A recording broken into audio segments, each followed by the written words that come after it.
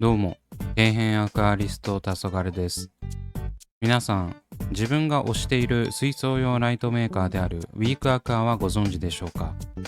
今年になって2つの商品をレビューするくらいにはハマっているメーカーなんですが、悲しいことに日本での知名度はまだそこまでではありません。正直 RGB ライトのコスパ面に関しては右に出るものはいないレベルでいいと思ってます。ウィークアクアのライトがどれくらいいいのかは各製品ごとにレビューを行っているので、気になった方は見てみてください。そんな自分が推しているライトメーカーなんですが、今回紹介する商品でほぼ全てのライトを網羅することができました。今持っていないものは小型水槽用ロースペックモデルの S シリーズのみです。というわけで今回は自分がまだレビューしていないウィークアクア製最後の化け物ハイスペック RGB ライトの紹介です。それでは早速今回紹介するライトをお見せしていきます。それがこちら Z400 Pro。こちらはウィークアクアの中でも高出力なハイスペックライトに分類されるもので、45から80センチ水槽までに適合しています。また吊り下げが可能になっているため、高く吊り下げることで90センチ水槽にも使用することができるポテンシャルを秘めているんです。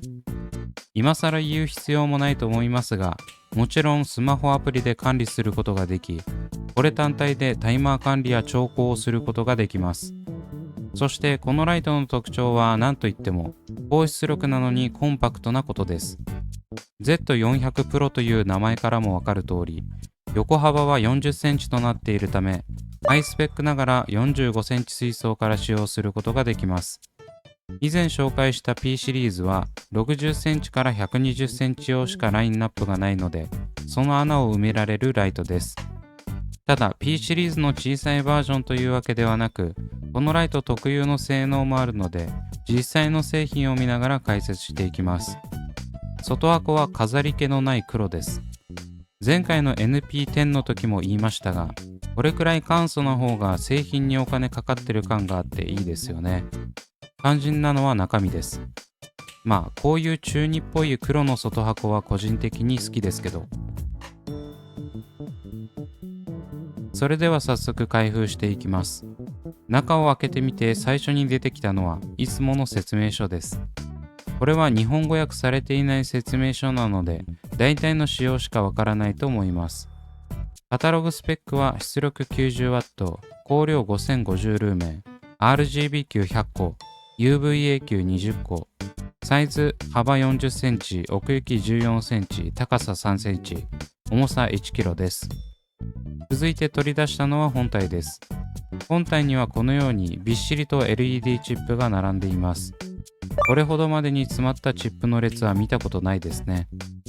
そして見てもらったらわかる通り、よくあるすりガラス調の拡散板がありません。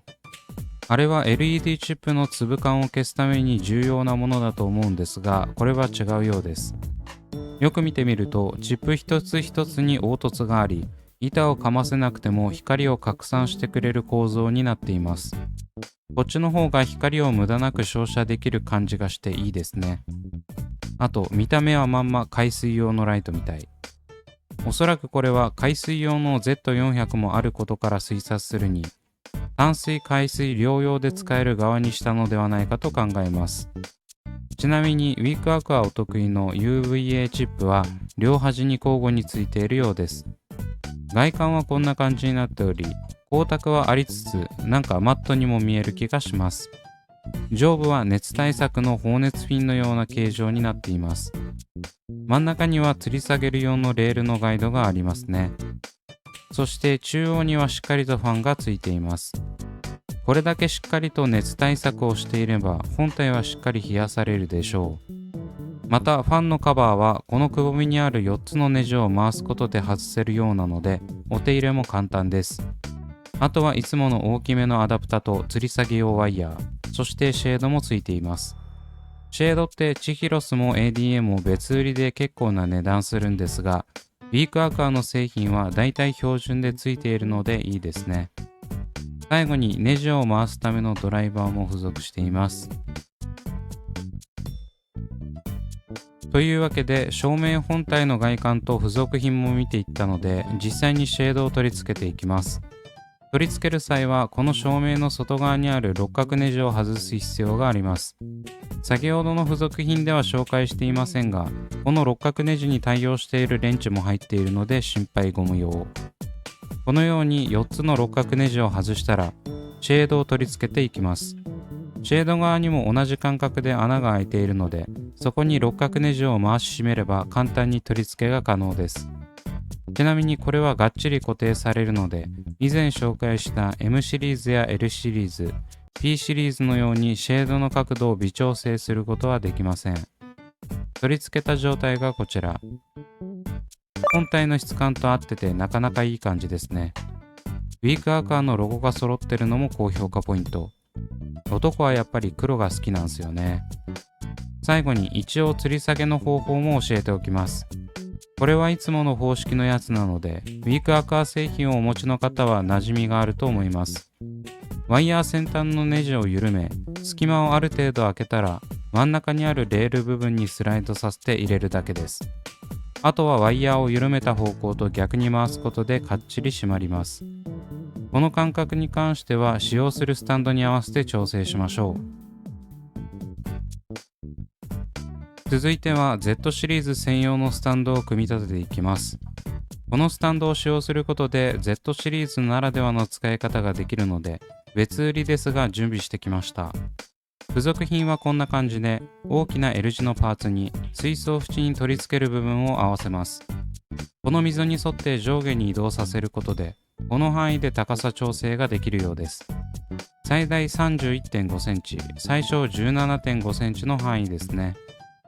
まずは取り付けパーツに長いネジを入れ込んでいきます。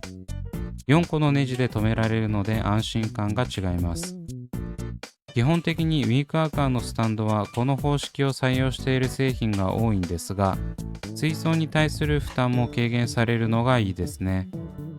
ちなみにネジは長いものを取り付けてください。そして L 字のパーツと合わせて短いネジで固定します。ここを緩めることで高さ調整ができるみたいです。続いてはこちらのパーツを取り付けるんですが、おそらくこれはコードを固定するための金具だと思うので、先に取り付けたら意味ないです。取り付け方の参考にはなると思うので、映像で作業風景だけ見せておきます。続いては肝心の本体に取り付けるパーツを組み立てていきます。Z400 の本体側面に4つのネジ穴があるので、そこに付属している板状のパーツを合わせます。そのパーツと本体側のネジ穴を合わせたら、あとはネジで留めるだけです。1本目を取り付けるのに若干苦戦しましたが、1つ取り付けたらあとは簡単。取れると大変なので、ここはしっかりと回し締めておきましょう。本体とパーツを取り付け終わったら、先ほど組み立てた L 字パーツに合わせていきます。こちらも前後にスライドさせることができるので、奥行きの違う水槽でも中央に持ってくることができる感じです。前後が可変するスタンドって意外とないので、こういう機能は高評価。これは高出力であることを生かして、サイズが大きく奥行きのある水槽にも使えるように配慮しているんだと思います。というわけで完成した状態がこちら。何かと邪魔になりがちなライトスタンド。奥に一つのみで取り付けられるのは大きな強みです。これだけのハイスペックライトでこの機構を採用しているのは Z400 くらいのものではないでしょうか。Z400 を買うならこのスタンドも合わせて買うのがおすすめです。というわけで水槽に設置したので実際に点灯していきます。それではスイッチオン。しっかり明るいです。60センチ規格水槽なら難なく照らせていますね。スタンドの高さはマックスの 31.5 センチにしているんですが、それでも十分すぎるくらい明るいです。逆に高出力にしすぎるとあっという間にこけそう。照射面に拡散板がついていなかったので、どんな感じに光るか気になっていたんですが、全く問題なさそうです。もちろんスマホアプリで調光ができるので、お好みの明るさや色に調整してお使いください。5050ルーメンと出力幅が広いので、いろんな大きさの水槽に使用することができると思います。というわけで恒例のアクロトライアングルグロートの色味の違いを見ていきましょう。ちなみに Z400 側はプリセットのグリーンを選んでいます。まずは生態。やはり Z400 の方が RGB ライトだけあって色味がはっきり映りますね。カージナルテトラのようなビビッドな色合いの生態には相性抜群です。続いてミクロソリウム。プリセットのグリーンは ADA のソーラー RGB のように若干緑が強めなので、こういった陰性水草には抜群に合います。逆に状態がよく見えすぎて困るくらいですね。最後にブセファランドラ。若干白飛びしてて分かりにくいですが、ブセの暗い色合いが Z400 の方が出やすいです。まあここに関してはビビたるもんですね。というわけでライト比較も終わったので、取り付けた状態の全体像を見てみましょう。スタンドが1本なのでだいぶスタイリッシュな印象になります。こういうタイプのスタンドは水槽壁面の掃除など日々のメンテナンスがしやすいのがいいですね。見た目も統一感があります。遠目から見ても悪目立ちしないのがいいですね。シェードをつけているので若干のやぼったさは感じますが、ライト本体が比較的小型なため、他のライトに比べてシェードをつけた時の存在感は抑えられています。というわけでいかがだったでしょうか。ハイスペックでありながら小型、おまけに専用スタンドで足回りもすっきりできるという、刺さる人には刺さる特徴を兼ね備えたライトだと思います。個人的には専用スタンドを使用しての運用がおすすめですが、吊り下げワイヤーを使えばお手持ちのスタンドを利用することもできるので、自分の好みに合わせて使ってみましょう。あんまりライトを目立たせたくないし、メンテナンス性も上げたい。